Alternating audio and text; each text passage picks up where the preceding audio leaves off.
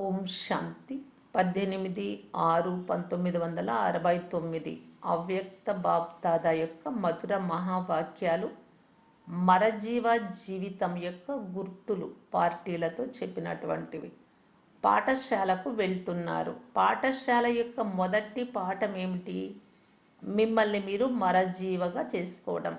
మరజీవ అంటే మీ దేహంతో, మిత్ర సంబంధికులతో, పాత ప్రపంచంతో మరజీవ. ఈ మొదటి లెసన్ పక్కాగా చేసుకున్నారా? సంస్కారాలతో మరజీవ అవ్వలేదు బాబా అన్నారు. ఎప్పుడైనా ఎవరైనా చనిపోతే వెనుకటి జన్మ సంస్కారాలు కూడా సమాప్తి అయిపోతాయి.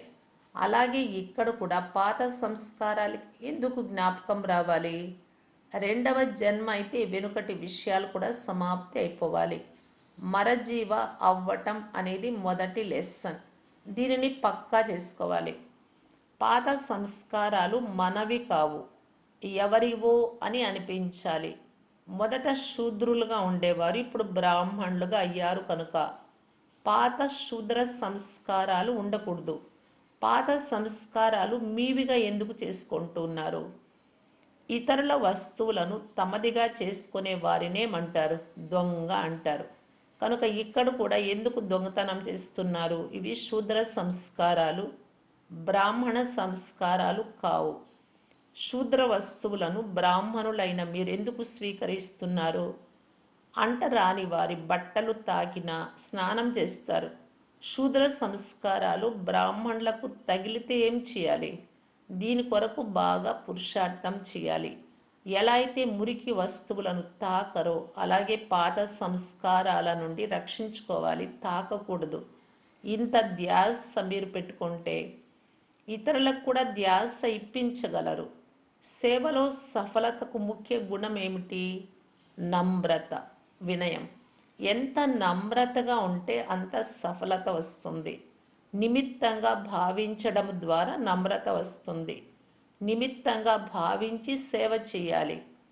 నమ్రత గుణం ద్వారా అందరూ మీ ముందు నమస్కారం చేస్తారు. ఎవరైతే స్వయం వంగి ఉంటారో వారి ముందు అందరూ వంగుతారు. నిమిత్తంగా భావించి కార్యం చేయాలి. ఎలా అయితే బాబా నిమిత్త మాత్రంగా శరీరాన్ని ఆధారంగా తీసుకుంటారో అలాగే నిమిత్త మాత్రంగా శరీరాన్ని ఆధారంగా తీసుకున్నాను అని భావించండి. ఒకటి, శరీరానికి నిమిత్తంగా భావించాలి మరియు సేవలో నిమిత్తంగా భావించాలి. అప్పుడు నమ్రత వస్తుంది. ఇది నాది కాదు, బాబా ఇచ్చినటువంటిది అనే భావన ఉంటే అప్పుడు చూడండి సఫలత మీ ముందు నడుస్తుంది. ఎలా అయితే బాప్దాదా కొద్ది సమయం దేహంలోకి వస్తున్నారో అలాగే దేహాన్ని నిమిత్త ఆధారంగా మీరు భావించండి. బాప్దాదాకు దేహంపై తగుల్పాటు ఉంటుందా ఇక్కడికి వచ్చి వెళ్తూ ఉంటే? లేదు కదా. ఆధారము అని భావిస్తే ఆధీనం అవ్వరు. ఇప్పుడు దేహానికి ఆధీనం అవుతున్నారు కానీ అప్పుడు దేహాన్ని ఆధీనం చేసుకుంటారు. రెండు, దృష్టి ద్వారా సృష్టి తయారవుతుంది అని మహిమ ఉంది. ఏ దృష్టి ద్వారా తయారవుతుంది మరియు ఎప్పుడు తయారవుతుంది? దృష్టి మరియు సృష్టికి ఎందుకు ఇంత మహిమ ఉంది? నోటి యొక్క మహిమ ఎందుకు జరగడం లేదు? సంగమయుగంలో మొట్టమొదటి ఏమి మార్చుకుంటున్నారు? మొదటి లెసన్ ఏం చెప్తున్నారు? సోదరాత్మల దృష్టితో చూడండి. సోదరుల దృష్టి అంటే మొదట దృష్టిని మార్చుకుంటే అన్ని విషయాలు మారుతాయి. అందువలన దృష్టి ద్వారా సృష్టి తయారవుతుంది అనే మహిమ ఉంది. ఆత్మగా భావించినప్పుడే ఈ సృష్టి పాతదిగా కనిపిస్తుంది. దృష్టిని మార్చుకోవడమే ముఖ్య పురుషార్థం. ఎప్పుడైతే ఈ దృష్టి మారుతుందో అప్పుడు స్థితి మరియు పరిస్థితులు కూడా మారిపోతాయి. దృష్టి మారడం ద్వారా గుణము మరియు కర్మ స్వతహాగానే మారుతాయి. ఈ ఆత్మిక దృష్టి స్వతహాగా ఉండాలి. మూడు, ఎవరైతే సంగమ యుగంలో స్వయానికి రాజు అవుతారో ఇంద్రియాలకు, వారు ప్రజలకు కూడా రాజు అవుతారు. ఎవరైతే ఇక్కడ రాజు అవ్వరో వారు అక్కడ కూడా రాజు అవ్వరు. సంగమ యుగంలో అన్ని సంస్కారాల బీజం పడుతుంది. ఇక్కడ బీజం పడకుండా భవిష్య వృక్షం ఎలా వస్తుంది? భవిష్యత్ ఎలా తయారవుతుంది? ఇక్కడ బీజం వేయకపోతే పుష్పాలు ఎక్కడి నుండి వస్తాయి?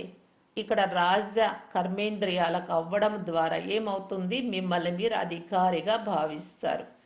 అధికారిగా అవ్వటానికి ఉదార చిత్ అనే విశేష గుణం కావాలి.